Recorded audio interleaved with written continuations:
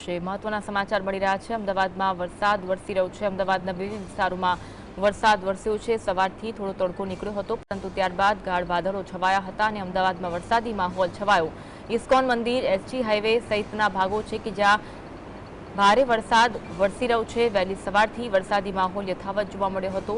સુરત દાદા જાણે કે સંતા કુકડી રમતા હોય તેવો માહોલ જોવા મળ્યો અને અચાનકથી વાદળો ઘેરાયા હતા અને વરસાદ વરસ્યો હતો। આજે દિવસભર હળવાથી મધ્યમ વરસાદની સંભાવના હવામાન વિભાગે અમદાવાદ માટે વ્યક્ત કરી છે। ત્યારે અમદાવાદના વિવિધ વિસ્તારમાં વરસાદી માહોલ જોવા મળી રહ્યો છે। અનેક વિસ્તારોમાં વરસાદ વરસી રહ્યો છે। એસજી હાઈવે, ઇસ્કોન મંદિર, પકવાન 4 રસ્તા સહિતના વિસ્તારો છે કે જ્યાં વરસાદ વરસી રહ્યો છે, જેના કારણે વાહન ચાલકોને હાલાકીનો સામનો કરવાનો વારો આવ્યો છે। ભારે વરસાદ પણ વરસી રહ્યો છે અને આજે દિવસભર હળવાથી મધ્યમ વરસાદી ઝાપટા પડશે તેવી આગાહી હવામાન વિભાગ દ્વારા કરવામાં આવી છે। તેને પગલે અમદાવાદમાં સવારથી વરસાદી માહોલ જોવા મળી રહ્યો છે। સવારથી સુરત દાદા સંતા કુકડી રમી રહ્યા છે અને સવારથી જ વાદળો ઘેરાવાની પ્રક્રિયા જોવા મળી રહી છે।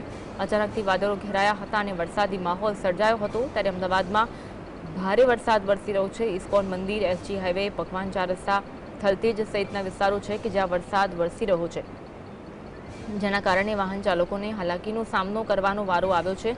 હવામાન વિભાગે આગામી 6 થી 7 દિવસ રાજ્યમાં વરસાદ વરસશે તેવી આગાહી કરી છે, જેને પગલે રાજ્યમાં અનેક વિસ્તારોમાં વરસાદી માહોલ જોવા મળી રહ્યો છે।